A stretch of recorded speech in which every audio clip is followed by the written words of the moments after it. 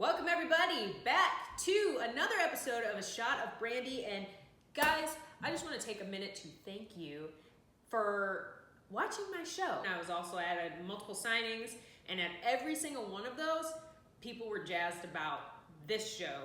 So that's really cool because I really like doing this. I'm going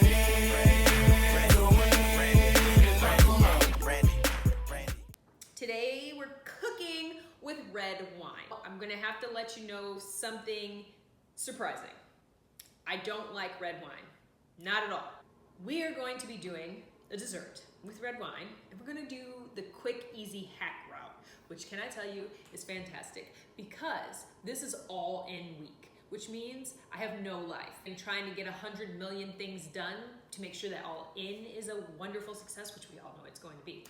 But it didn't need me a lot of time to F around with this meal. Say you have guests over last minute like we do all the time. You want to impress them with a little thing, but you don't want it to take 2.5 hours. I got you. We got you. Red wine velvet cookies. Now, more commonly, people do red wine velvet cake. Our wedding cake was an alcoholic mix. We had 3 layers. One layer, a traditional like white cake, and then the next layer was red wine velvet. And then the next layer was mojito. The idea for this for me spun from a cake. The great thing about red velvet cookies is there's a hack. The hack is you use box cake mix. Box cake mix! When it came to the dilemma of the red wine, what red wine should we use? I have no idea. What even are some red wines? Quality red wines that are available at Starcast this week. Oh, well, we have a red wine.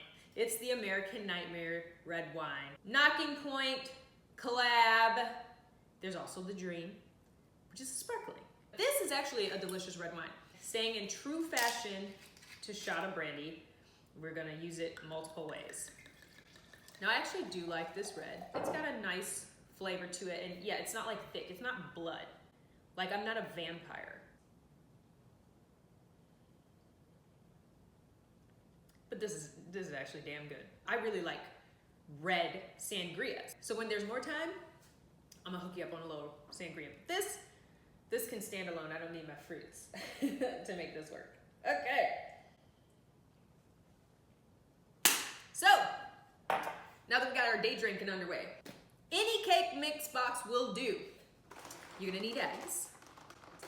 You're gonna need red wine. I'm gonna say you're gonna absolutely need American Nightmare red wine. I swear I just opened that. White chocolate chips. Whoops, let's do that again. White chocolate chips. Of course, you always need a little vegetable oil.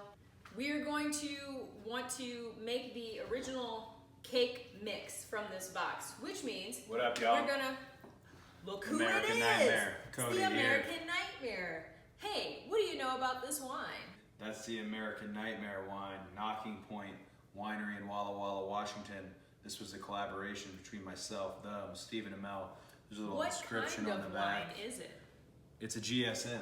It's a blend. It's a blend, folks.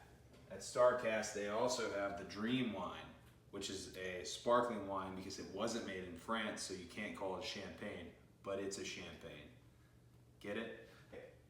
Shot of Brandi. Now you're wearing lipstick. Whatever, that's how they know.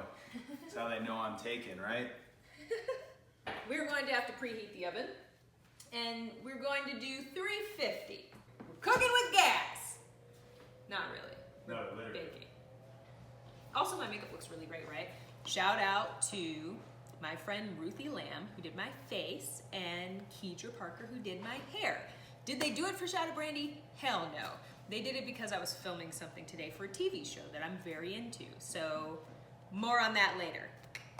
So we've got our lovely stand mixer. We want this cake to be nice and moist, and we have the addition of this fabulous stuff.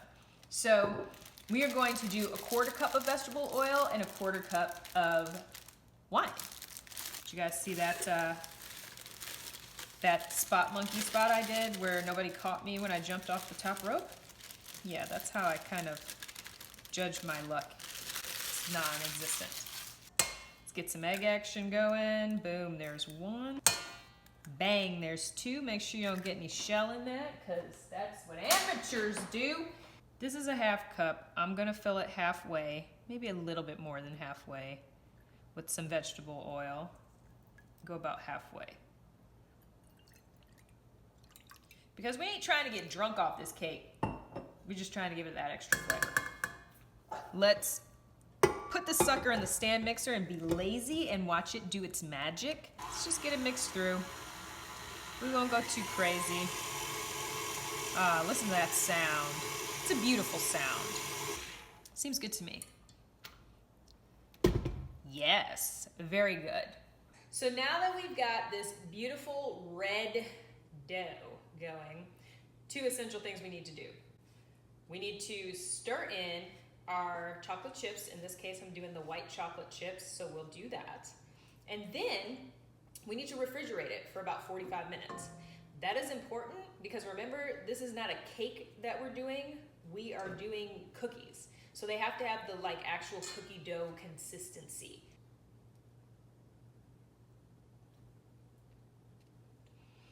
Oh my gosh. I could eat the dough.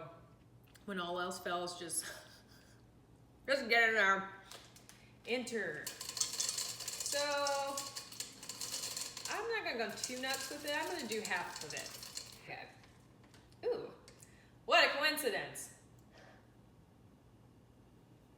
Wait, I'm not done yet. You think you know me?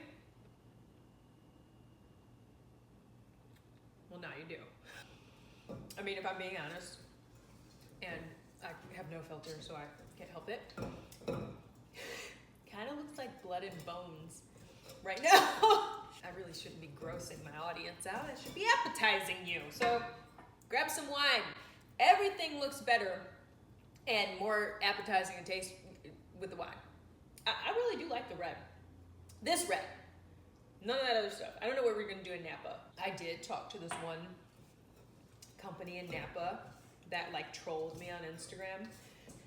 And they were like, oh, we can help you. We can specialize. The most beautiful experience for you and your husband when you're in Napa. Just tell us what wine varietals you like.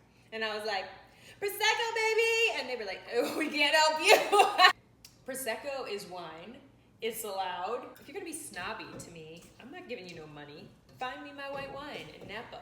Find it for me, or don't come at my Instagram page. Take your little troll behind to some, old people's page that's sipping on blood.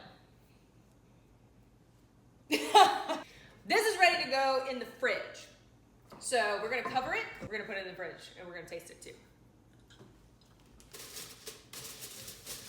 All right, good enough. Let's put this in the fridge. When we do our cookies, we're obviously gonna put them on a cookie sheet. You have two options. Parchment baking paper. Who knows what a silpat is? It's also a baking sheet. It's actually something that people use usually when they're making macaroons, which I know how to make macaroons, so we'll do that someday.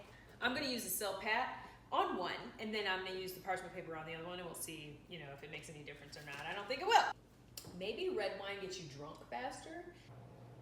So now, my friends, what we're gonna do is scoop the refrigerated cookie dough onto the silpat and the baking sheet, and we're gonna bake them. I'm gonna use okay, that was too big. That's too big. I don't want to roll these. Oh. I already am not doing this anymore. Don't do this. Yeah! They're ready to go in the oven. About 10-15 minutes, we should have some awesome red wine velvet cookies.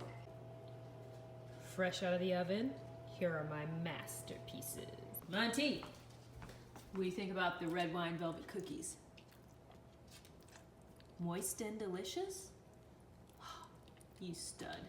They're still cooling, but I decided to go ahead and scrape one up so that we could try it and see what we think of our Cake Box red wine velvet cookies. And they're still super moist. Oh my gosh.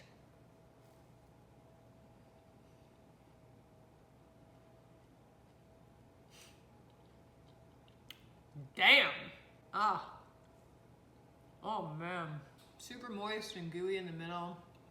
Little crisp on the outside.